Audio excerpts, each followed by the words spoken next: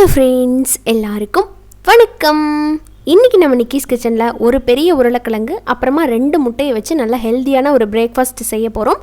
ரொம்ப குயிக்காக பண்ணிடலாம். பேச்சுலர்ஸும் நீங்கள் இதை ஈஸியாக ட்ரை பண்ணலாம். அப்புறமா குட்டீஸுகளுக்கு ரொம்ப ரொம்ப பிடிக்கும். இது எப்படி பண்ணுறது, இதுக்கான அளவுகள் என்ன அப்படிங்கிறத பார்த்துடலாம். வீடியோக்குள்ளே போகிறதுக்கு முன்னாடி நம்ம சேனல் நிக்கிஸ் கிச்சனை இன்னும் சப்ஸ்கிரைப் பண்ணாதவங்க ப்ளீஸ் பண்ணிவிட்டு கூட இருக்கிற பெல் ஐக்கானை கிளிக் பண்ணிடுங்க. அதே மாதிரி ஃபேஸ்புக், இன்ஸ்டாகிராம் அண்ட் ட்விட்டர்லேயும் நம்ம சேனலை ஃபாலோ பண்ண மறந்துடாதீங்க.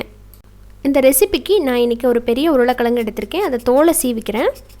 தோலை சீவினதுக்கப்புறமா இதை கிரேட்டரில் நல்லா கிரேட் பண்ணி எடுத்துக்கலாம்.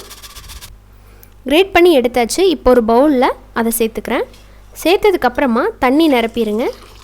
தண்ணி ஊற்றிட்டு நல்லா கழுவி நல்லா பிழிஞ்சு இன்னொரு பாத்திரத்தில் சேர்த்துக்கலாம்.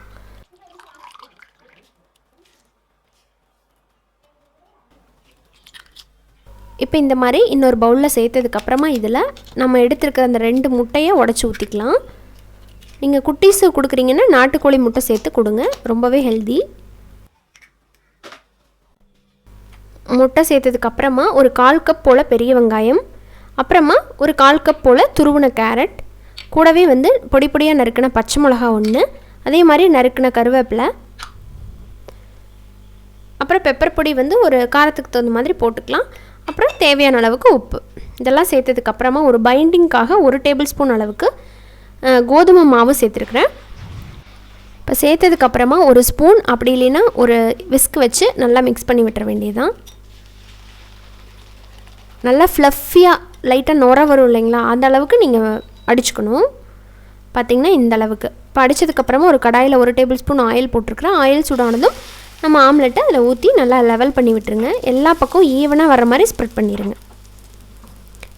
இப்போ இதில் மேலே ஒரு ஸ்பூன் அளவுக்கு எள்ளு போட்டிருக்கேன். கூடவே கொஞ்சம் பெப்பர் பொடி போட்டிருக்கேன். போட்டுட்டு இதை ஒரு 5 நிமிஷம் போல் மூடி வச்சிடலாம்.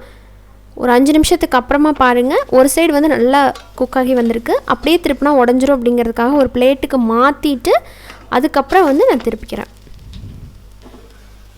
அவ்வளோதான், யம்மியாக நம்மளோட பொட்டேட்டோ எக் ஆம்லெட் ரெடி ஆகிடுச்சுங்க. சாப்பிட்றதுக்கு செம்ம டேஸ்ட்டாக இருக்கும். ரொம்ப குயிக்காக செஞ்சிடலாம். நீங்கள் செஞ்சு பார்த்துட்டு உங்கள் ஃபீட்பேக் சொல்லுங்கள். இதை நீங்கள் ஒரு பிரேக்ஃபாஸ்ட்டுக்கும் எடுத்துக்கலாம், ஸ்நாக்ஸுக்கும் சாப்பிட்டுக்கலாம். முட்டை வச்சு நிறைய ரெசிபிஸ் நம்ம அப்லோட் பண்ணியிருக்கிறோம். அது எல்லாமே எக் ரெசிபிஸ் அப்படிங்கிற ப்ளேலிஸ்ட்டில் நான் கொடுத்துருக்கேன். நீங்கள் வேணால் செக் பண்ணிக்கலாம். இந்த வீடியோவை பற்றின கருத்துக்களை மறக்காமல் கமெண்ட் பாக்ஸில் தெரியப்படுத்துங்க. இந்த வீடியோ பிடிச்சிருந்ததுன்னா லைக் பண்ணி ஷேர் பண்ணுங்கள். இன்னொரு இன்ட்ரெஸ்டான ரெசிபியோட மீண்டும் சந்திக்கிறேன். அது வரைக்கும் நன்றி, வணக்கம்.